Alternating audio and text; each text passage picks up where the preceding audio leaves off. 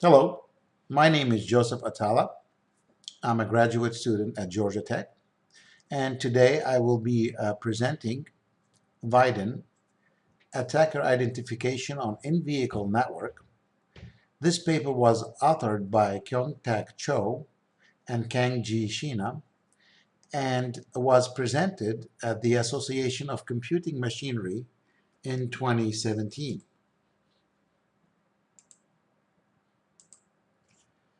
I would like to go through some elements of what we're going to discuss.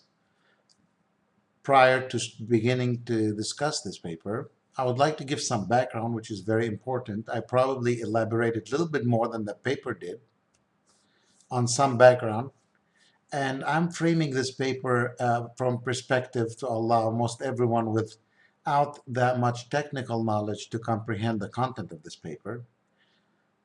So I really try to present it in a very easy manner. I will be discussing next the electronic control unit. It's important to understand what that is. I will discuss controller, area, network, bus, CAN bus, and ECU interface examples. I will give some examples. I will discuss how the actual communication happens between CAN bus and ECU, discuss the problem, discuss the VIDEN solution that was presented in the paper, and offer the conclusion.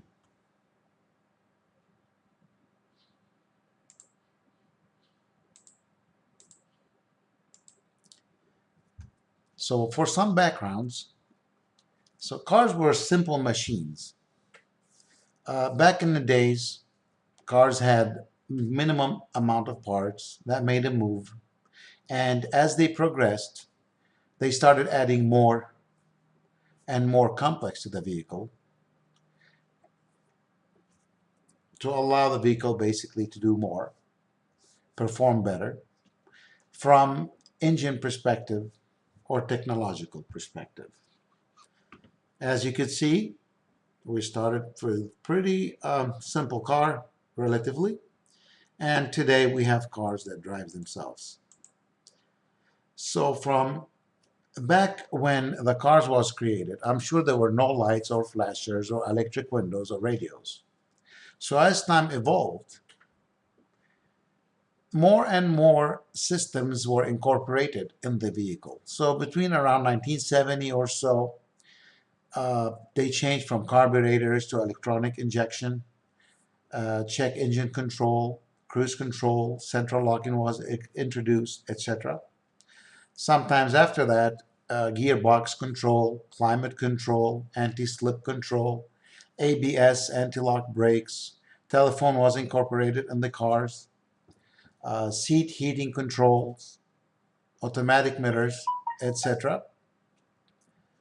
Again, as we proceed in time, cars have navigation systems, CD changers, active cruise control, airbags, dynamic stability, xenon lights, vehicle assistance, voice input.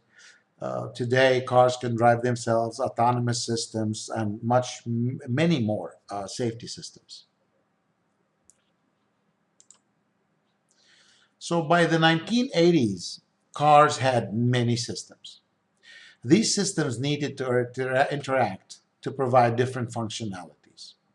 For example, if you look at the dashboard usually displays information that is being collected from the different sensors within the vehicle. Maybe the speed, the oil pressure, the temperature, and other important information that the drivers need. As you can see from this image, you've got the dashboard and you've got the mini system connected to the dashboard. So basically you had systems that had to actually wired directly from that specific system to the dashboard.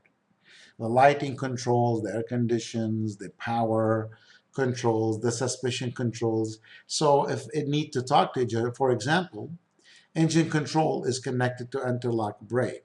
Again, almost the same wires had to also be connected to the transmission. and be connected to anti-lock brake. And all that information somehow needed to filter to provide some information to the dashboard. As you can see, all these systems made this connectivity much more complex, which means much more opportunity for breakdowns. Harnesses could become loose or wires could deteriorate. So you've got this system that needs to talk to all these things, all the other subsystems, and looks like a spaghetti. That's when the electronic control unit was born. So due to the complexity and the demand for interaction, the electronic control unit was born. ECU, in short, is basically a computer similar to almost any embedded computer, if you will, that can read sensors and output signals and messages on a shared bus. And that bus is called Control Area Network, or a CAN bus. So you've got all these little ECUs from different systems connected on a common bus called CAN bus. ECU can send and receive messages to other ECUs on this system. So on average, today's cars, you have about 25 ECUs and probably more luxurious cars that have much more sophistication in them. You probably can go up to 50 or more ECUs. So basically, we went from that spaghetti connectivity and all the different systems connected all together to a more cleaner and sort of decentralized way and more organized way to communicate. So instead of connecting, for example, if you look at this image, instead of connecting these units all together and what have you, now each ECU can be connected to the CAN bus using only two wires. So you have, for example, one ECU and another ECU connected on a common bus wire, and each of these instrument panel can talk together using that CAN bus. So you have an engine control, for example, connected on the CAN bus that needs to talk to the anti-lock brake systems. It just simply sends a message on that bus, and the anti-lock braking system will pick up that message, and does whatever it needs to do. We'll discuss a little bit that in further slides.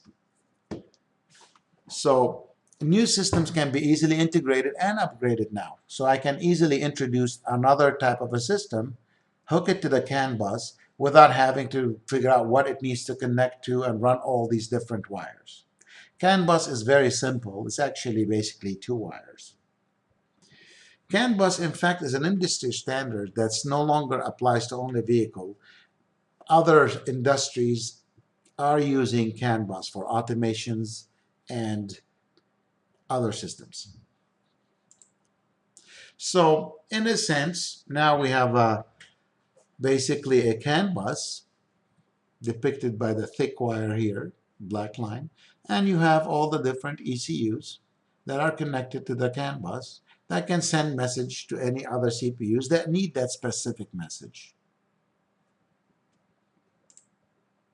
So I want to give an example so I can make it a little bit more concrete. Say you purchased a new stereo system for your car.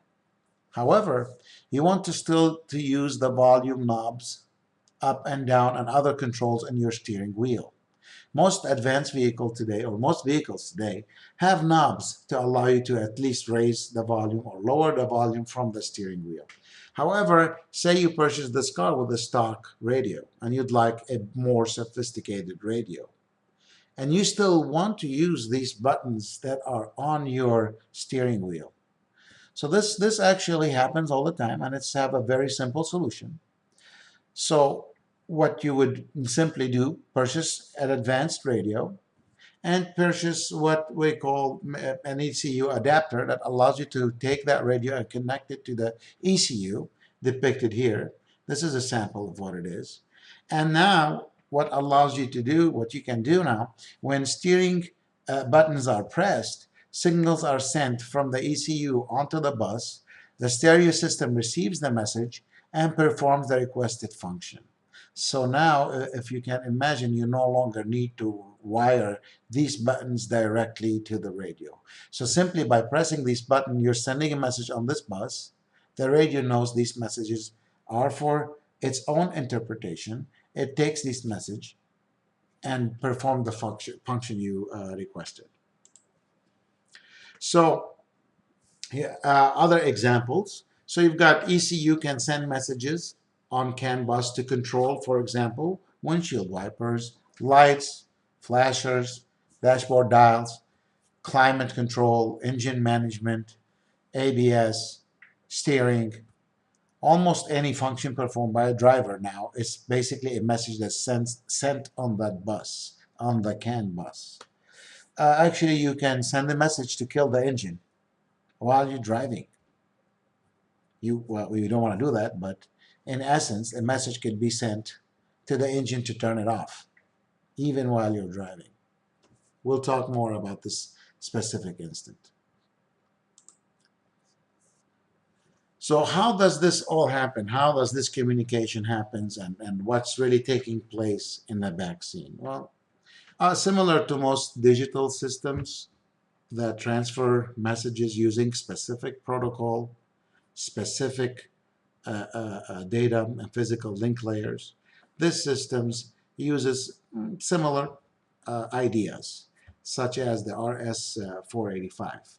So let's begin with basically how it performs this communication. So ECU, your electronic control unit, imagine that's a little computer, embedded computer. It communicates on two wires only. That's the beauty of the system. You have two wires. It's called CAN high and CAN low. And basically ECU connects to those two wires and sends a message. When wires have a voltage difference of 0, then it is a logic 1 or 1 bit. So if you can see over here, I'm sorry, if you can see here, if I'm sending 1, basically the difference between the CAN high and CAN low is 0. And if I'm sending 0 bit or a dominant bit, they call it in the CAN bus convention, then I am sending more than 2 volts. So this is, so you're taking the difference between the CAN high and CAN low. So this is really a differential voltage bus, similar to RS-485. So because as such, you have to terminate this bus by 2 terminating resistors, and usually it's 120 ohms on the CAN bus on both sides. And now you can extend this CAN bus up to 40 meters times 3. That's 120 feet.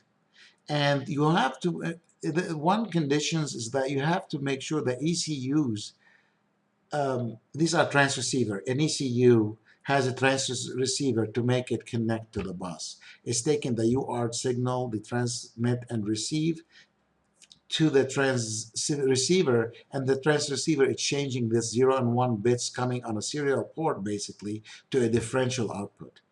So now you have, if you look at here, you have it, and the CAN bus needs to be no longer than 5 meters away, which is 5 times 3, 15 feet, about 15 feet away. So, and this is part of the requirement by ISO, and CAN bus is an ISO standard.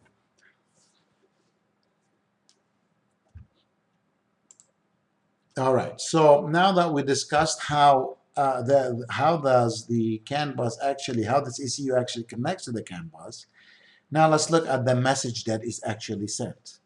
Well, similar to any other message, you've got zeros and ones sent in sequence to perform a specific task. And most other messages, you have some sort of a start ID, start sequence, arbitration ID. It's interesting to note here that the arbitration ID is the ID of the ECU. However, this ID also dictates the priority of that ECU. A lower ID is basically gives that ECU a higher priority. Keep in mind this ID can be programmed in the ECU part of the message, which means many ICUs can really have the same ID, which is not a good idea, and this is part of this paper here, uh, to detect malicious ECUs. But let's focus here on the actual message that's been sent. You've got some sort of an ID, some sort of a control, the actual data that you're sending, some CRC to make sure the data is cyclical redundancy checks to make sure your message is still in good order without any corruption during the transmission. Then you've got the acknowledged signal and end of transmission, basically. And these signals are sent in a 0 and 1. Keep in mind here that these zeros and 1 are differences between the voltage of the bus. 1 means you have almost no difference, no voltage difference, and 0 you have at least 2 volts difference. So as you could see here, so these are the basic message that's being sent over the CAN bus. Now, I want to, it's again very important to understand just a little bit more of electronics prior to discussing the problem. And this is rather simple. So the actual transceiver is connected on the bus using basically a Zener diode, and you have the p-channel transistor and another p-channel n-channel for the ground side transistor. Let me put in it very simply. If the input signal for this transistor is off and this transistor is off, transistor acts like a gate for simple purposes. Okay, this is sort of a gate transistor in this case. So now there is no voltage flowing here, a current flowing at all.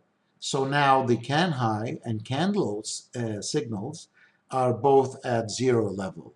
So now when I'm sending basically, when they're both are off, there is basically a 0 level here.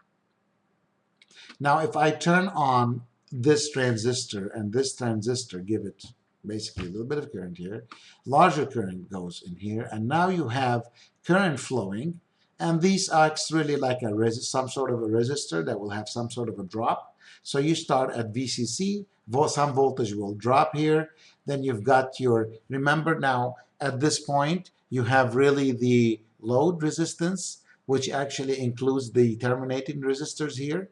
So you're going to get some voltage drop here and another voltage drop here. So there will be a difference in potential between CAN high and CAN low when they're both are on.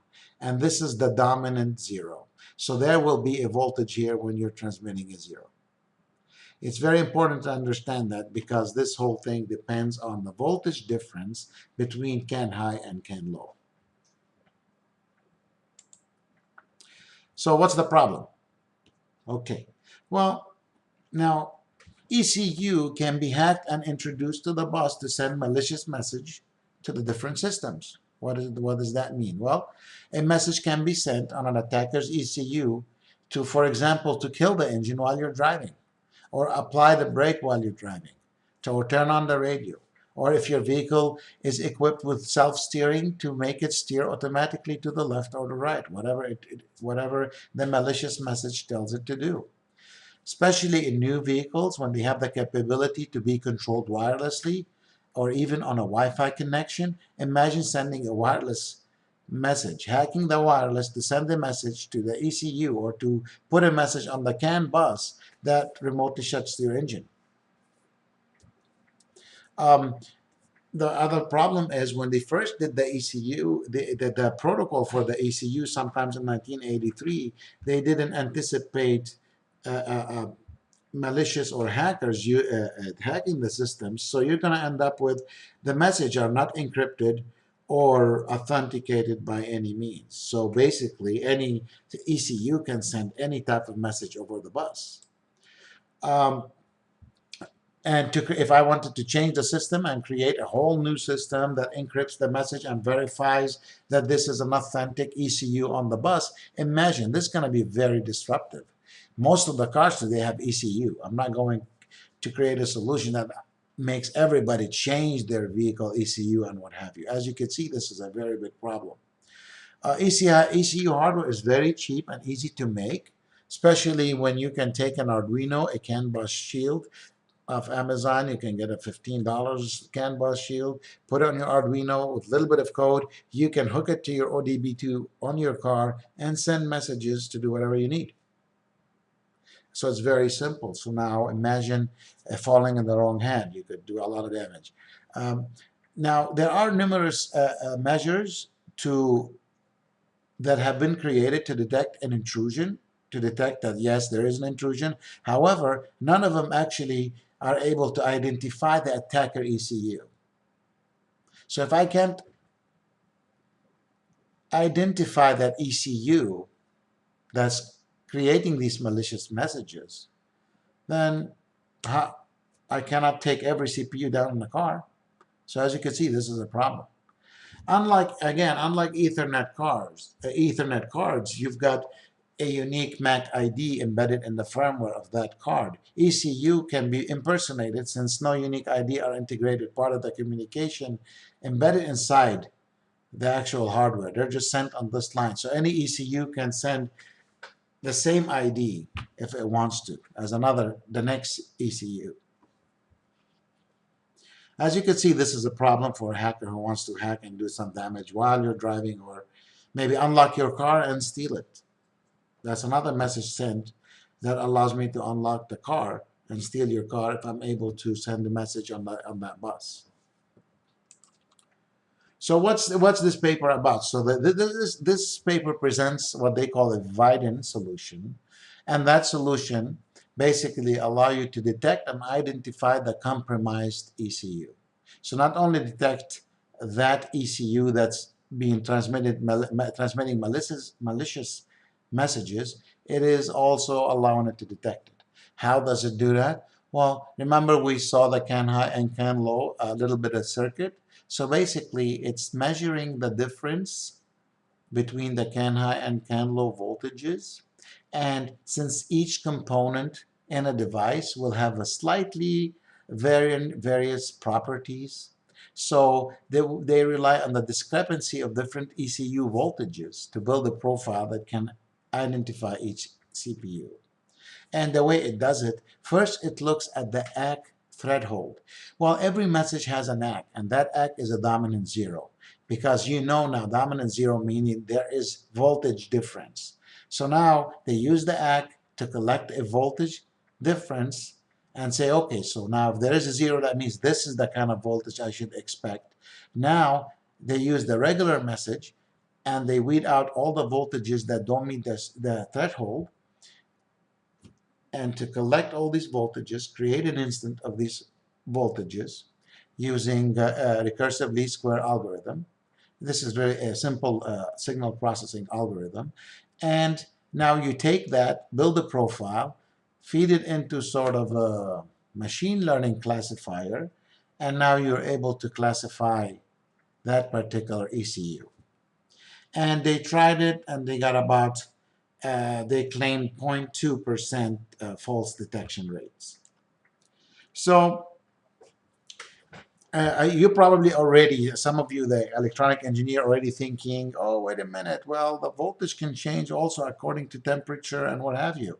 So what is this VIDEN doing? Well, VIDEN has the capability to compensate for the temperature difference between each transmission. So it will compensate for it.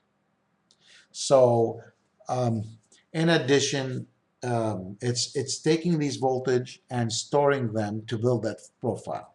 And the way it's, again, this is another depiction here. You'll see the signal coming in. You'll see the basically measuring the difference. So they're basically fingerprinting each ECU using the voltages here, because no two transistors and diodes and resistors are alike. You've got the slight variation. So VIDEN uses a four-phase solution. The first phase is learning the threshold. What in other words is, what does it mean to have an active zero or dominant zero on the line? So they look at the ACK signal. Once they learn that, then they go build, then they start measuring basically all the high voltage on that message. Then they go ahead and identify the message, the attack, identify the actual attack, and then verify it using a machine learning classifier. So it's rather simple in concept. And like I said, they had a very high accuracy rate. Again, they only tested 2 real vehicle and 4 simulated situations, but they claim that they have that success. So how does this whole look? So if you look at a few ECUs here, so basically you have the time versus the accumulated voltage. And these are all the different ECUs by code. So this is ECU A, that's the ECU A, ECU B. They just ID them that way to show you that almost ECU has can be easily identified using this line. So if I'm looking at this line here, this color is ECU B.